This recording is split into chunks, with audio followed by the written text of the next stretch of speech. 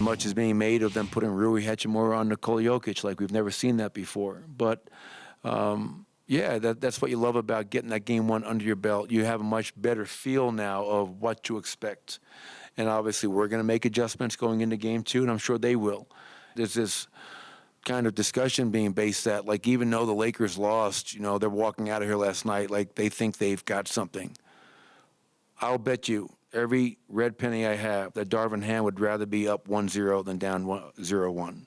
So for us to be able to watch film after a win and show all the things that we did poorly is a great situation to be in.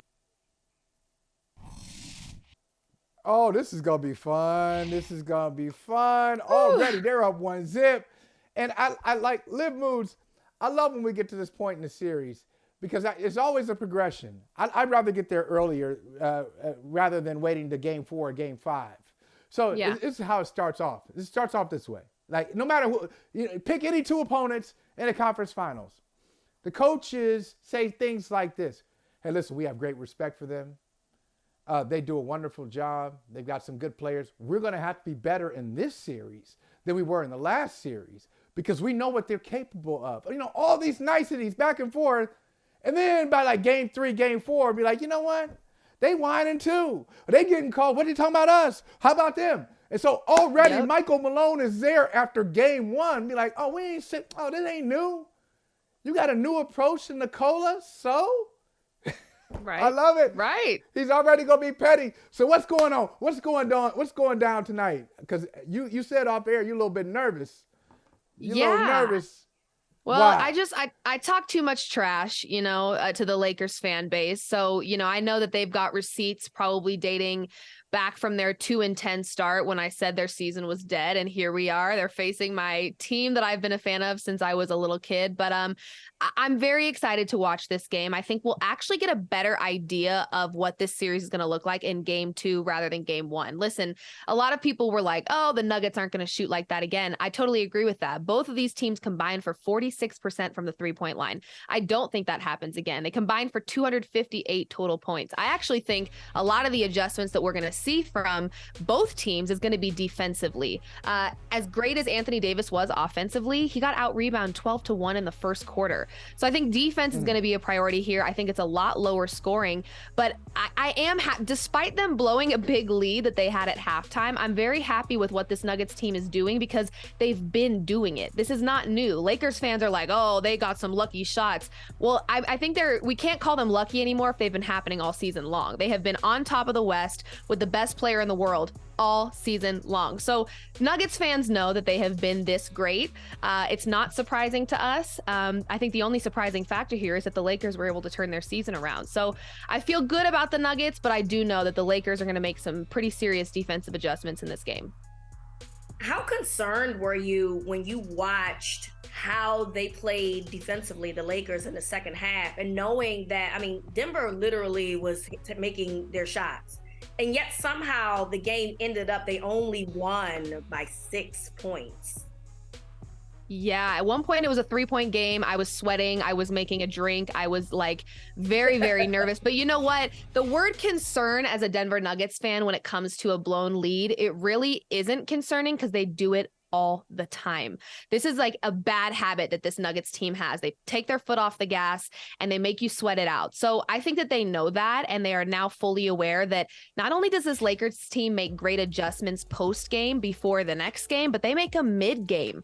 Putting Rui on Jokic, they didn't have an answer for that. He shut Jokic down in the second half. So I think that the Nuggets, now knowing that this Lakers team can adapt like that, they can do it at halftime. It's that quick for them. So I think that they'll be fine. I think they'll have an answer for Rui. Jokic will still be Jokic, the greatest player in the world. I'll keep saying it until, I get sick of hearing it, which I never will get sick of hearing it because it is a fact and not an opinion. What does that mean? Now, hold on. Well, hold on. I know what it means. I know what it means. She's saying that man was supposed to win the MVP for the third consecutive year. That's what she's saying. I got that. You said it, not me. You said it, not me. But that might be what I'm saying. But Liv, you say greatest player in the world. Yep. You mean statistically the greatest player in the world, or you have a draft? You are able to draft all the players. You're starting your team, It's not in Denver. We can't have it in Denver because that's making it too easy. We're going to start your team, and you're going to be in Atlanta. Okay, that's you're not your number one pick in Atlanta. You have all the players in the league to pick from, and you mean to tell me you pick Nikola Jokic over anybody else? Yes, I would.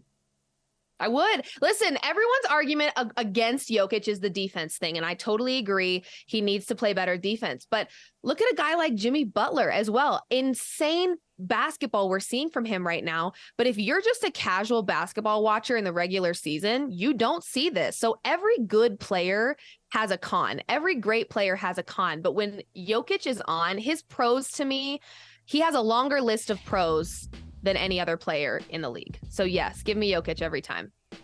Ooh, that's saying a lot now. All right. Yeah, you know, I'm not even mad at that. You know why?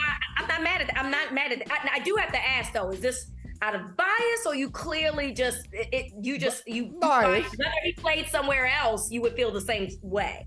Yeah, no, I would feel the same way, honestly, because I actually thought Embiid deserved the MVP last year. And so I was not fully on board with a back-to-back situation for Jokic. And this year, it's effortless, which I think really irritates people. But the reality is it's effortless because he's just insanely great at what he does. Okay, now you said, now this is interesting because I wanted to bring this up. Yesterday, talking with Vinny Goodwill, and he was talking about the guys who won MVP since 1984. So since 1984, and he said, yeah, it's 40 years. I said, yeah, it's 40 years, but it's not 40 guys. And I counted today. You know how many players have won the MVP since 1984? It's 23.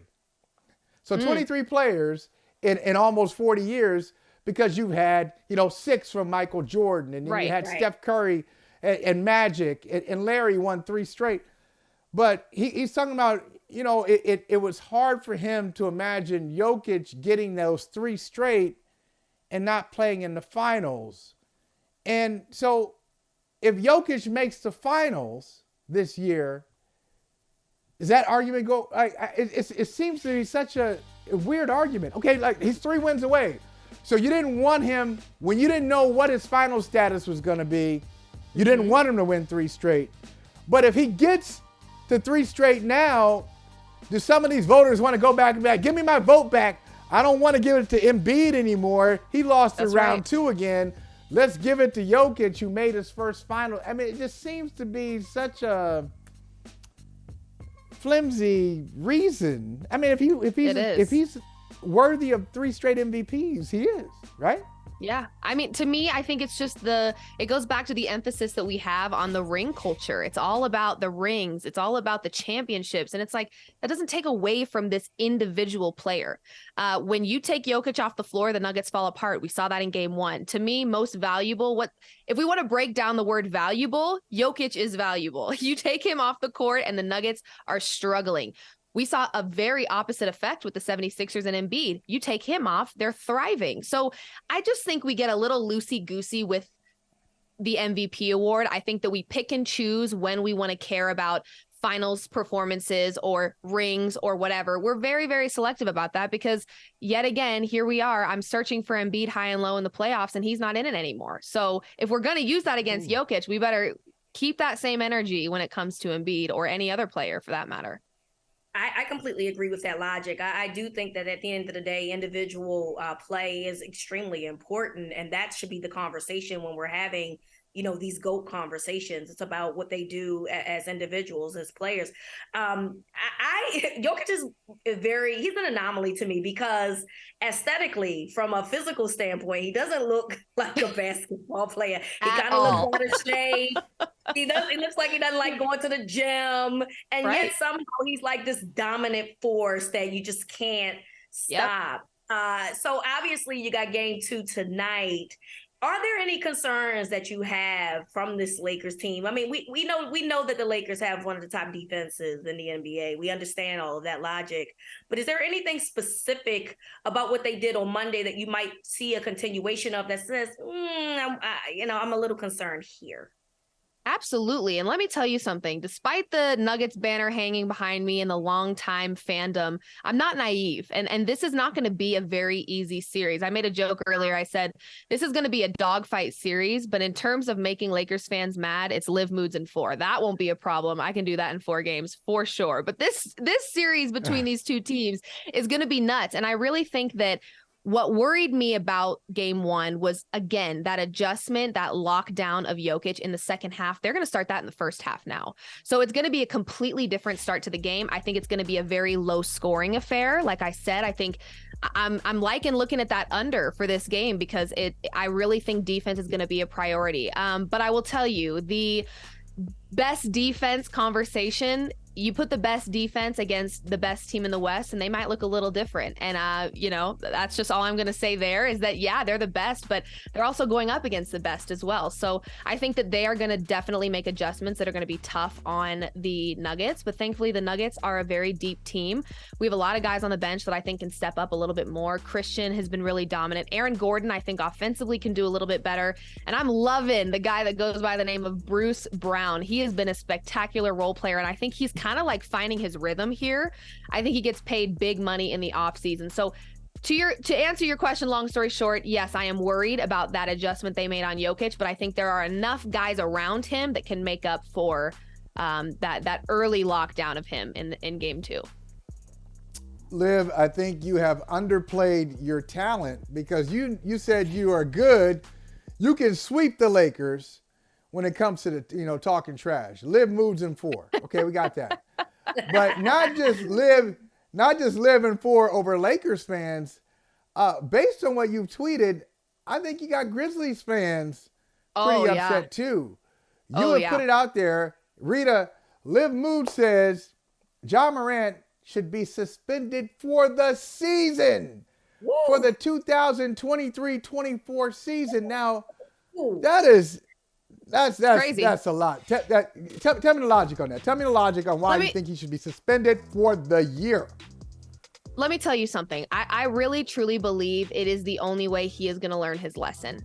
I'm just disappointed in the way that I felt like this league gave him a lot of grace and cut him a lot of slack just months ago for this exact same issue.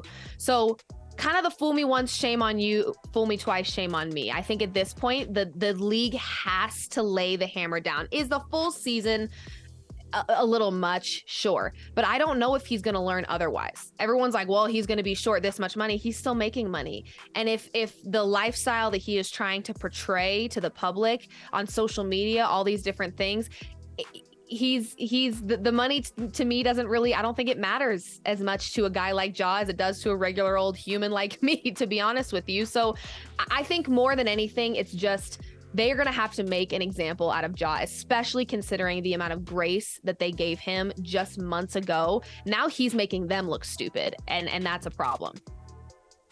Yeah, I don't know the right answer here. Do I think that a suspension should happen? Sure, absolutely. I don't know the number, but I agree with you that clearly money is not a factor for him because we know that, he didn't make the All-NBA teams and he lost some money. And clearly that wasn't enough to not brandish a gun again after you lost the money. And so right. I do think that something more harsh has to happen. What that is, I don't know the answer to that. Obviously, a suspension has to be it. How long? I don't know. But I do think that something has to happen. Something has to change in order for that to happen. And I feel like Adam Silver really feels slapped in the face a little bit when you heard him speak about it.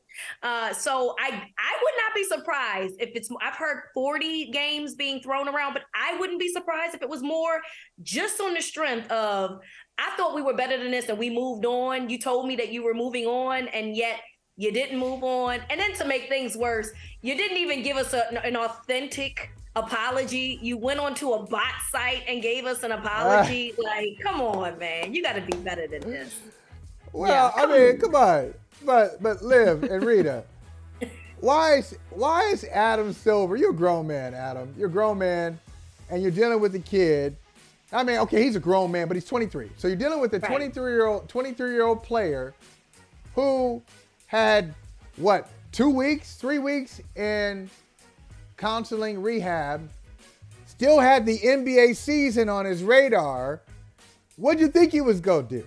He was going to tell you what he thought you wanted to hear, what he needed to say to get back on the court. So for anybody to think that, oh, we went through all the corrective measures, it was exhaustive. We did everything we could to get Ja right. No, you didn't, because the season was happening. Now, this is the time, Liv, I disagree with you. I don't think it should be an entire year. But this is the time to come up with a thoughtful suspension that has nothing to do with the Grizzlies season. They're not playing right now. So take your time, figure out what the appropriate punishment is, and see if you can get Ja Morant's attention. I'm guessing it won't be 82. I can see 25, though. I can see a lengthy one. I can see a 25-game suspension. And then the Players Association would come in and turn into a little bit of a fight. You know, it's all going down that way. But listen, Liv, appreciate you. And I got good news and bad news for you, Liv, as we say goodbye. Good news for you is I think the Nuggets are going to win tonight. They're going to go up 2-0. Okay. They go up 2-0. I think they win this series 4-2 to make the first NBA Finals in Nuggets history. Then Jimmy Butler and the Miami Heat. Oh, here we go. There's the bad news. And Sweep there's the bad news. There we go. Jimmy Butler in 4. Hey, Liv. Jimmy Butler in 4. I think the West is significantly stronger as a whole than the East is. Oh, so I'm not going to say that the Nuggets will take it, but I think it won't be a sweep. No sweep. I don't know. I'm just teasing. Always good to see you, Liv. Come Thank back you anytime. for having me. Such a pleasure. Hey, thank you for watching Brother from Another. If you haven't hit that subscribe button, go ahead and do that now. Don't forget, you can catch us 3 to 4 weekdays on PeacockTV.com and on Sirius XM Channel 85.